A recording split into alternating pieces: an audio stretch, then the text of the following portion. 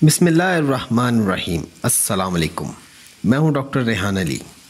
जैसा कि आप जानते हैं कि रूहानियत क्या है के मौजू पर ये वीडियोस बनाई जा रही हैं, जिनमें हमने जाना कि रूहानियत क्या है, इसका नज़रिया और हकीकत क्या है, पीरों के मुतल्लिक फ़्रॉड और गलत फहमियाँ क्या हैं।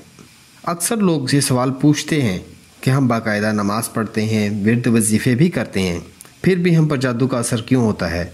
और हमने जाना कि कैसे एक इंसानी जिस्म टेलीविज़न की तरह मुख्तलिफ चैनल रिसीव कर सकता है। इसी सिलसिले को आगे बढ़ाते हुए आज मैं आपको इंसानी वजूद के दीगर पोशीदा राज़ों और हकीकतों के असरार और रमूज़ से आगाह करूँगा कि कैसे अल्लाह तबारक व तआला ने हमारे नाक के ज़रिए सांस लेने में कौन कौन सी हिकमत पोशीदा कर रखी है। हमारे दो नथने जिनकी मदद से हम सांस लेते हैं, इनके बारे में भी इल्म की एक शाख मौजूद है जिसमें इल्मुल नफ्स कहा जाता है।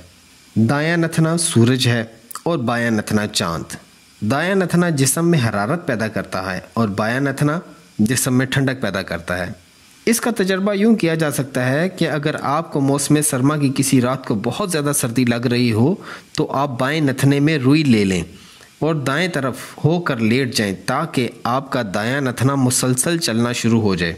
1 घंटे के बाद आपको सर्दी लगना बिल्कुल बंद हो जाएगी, बल्कि आप अपनी रज़ाई भी उतार फेंकेंगे। आपने देखा या सुना होगा कि दरवेश और साधु जंगलों, सहराओं और बर्फ़पोश पहाड़ों में इस हालत में रहते हैं कि उनके तन पर सिर्फ एक कपड़ा होता है।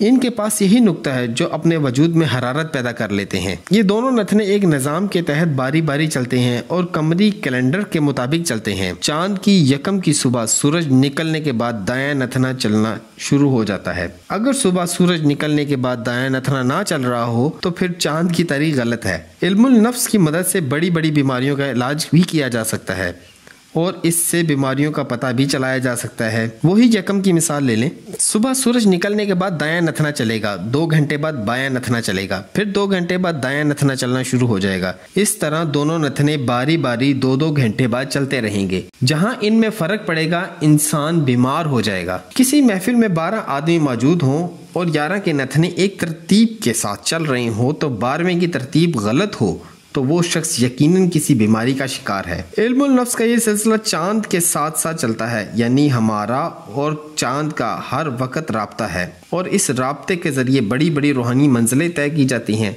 चांद का हमारे वजूद के साथ एक ख़ास ताल्लुक़ है।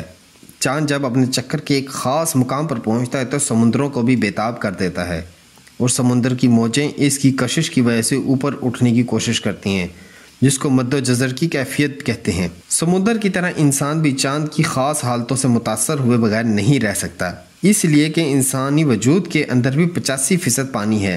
रूहानियत में अमलियात के रास्ते पर चलने के लिए इंसान को चांद की मदद की ज़रूरत पड़ती है। सिर्फ चांद पर ही मौकूफ़ नहीं, इंसान अगर अपनी ज़ात को दरियाफ्त करना चाहे या इसमें कुछ हासिल करना है तो इसके लिए वो तमाम चीज़ें इसकी मावन साबित होंगी जो इस कायनात में बिखरी पड़ी हैं और बराह रास्त इंसान पर असरअंदाज हो रही हैं। जैसे चांद की ख़ास हालतों में समंदर में तलातम और हजयान पैदा होता है, इसी तरह वहीं कैफियत इंसान की होती हैं। और तो और चांद की ख़ास हालतों में इंसान की जहानत और इसका IQ लेवल भी मामूल से काफ़ी मुख्तलिफ होता है। चांद के अरूज के दिनों में अच्छी और मुस्बत चीज़ों को हासिल करने के लिए इंसान की सलाहियतें बढ़ जाती हैं और इसके आर पार मुस्बत लहरें ज़्यादा ताकतवर हो जाती हैं। जब चांद ज़वाल की तरफ जाता है तो इंसान के अंदर मनफी कुव्वतें ताकत हासिल कर लेती हैं। नफ्स दम भी इल्मुल नफ्स का एक हिस्सा है जो एक मरबूत और बाकायदा रूहानी निज़ाम के तहत काम करता है। जब जलाली चिल्लाकशी की जाती है तो आम तौर पर एक नथने को बंद कर दिया जाता है ताकि सांस में ठंडक आती रहे। इसका भी एक तरीका है जो मुर्शद अपनी सवाब दीद के मुताबिक इस्तेमाल करवाता है, क्योंकि वो तो महरम राज है और इसे चिल्लाकशी के असरार और रमूज़ से वाकफियत है। इसे मालूम है कि चिल्ला काटने वाले से कहाँ गलती सरजद हो सकती है। चिल्लाकशी या रूहानी मनाज़िल तय करने के दौरान मुर्शद या उस्ताद का होना इसलिए ज़रूरी है कि मुनासिब रहनुमाई ना हो तो चिल्ले काटने वाले का ताल्लुक़ रंग व नूर की दुनिया से बिगड़ सकता है। अगर ऐसा हो जाए तो चिल्ले काटने वाले का कायनात के साथ ताल्लुक बिगड़ जाता है और इसका चिल्ला भी बिगड़ जाता है, जिसके अपने नुकसान आते हैं। ऐसे समझ लें कि सर्दियों के मौसम में कोई आदमी पसीने में भीग रहा हो और ठंडे पानी के हौज में छलांग लगा दे तो सर्द और गर्म हो जाता है।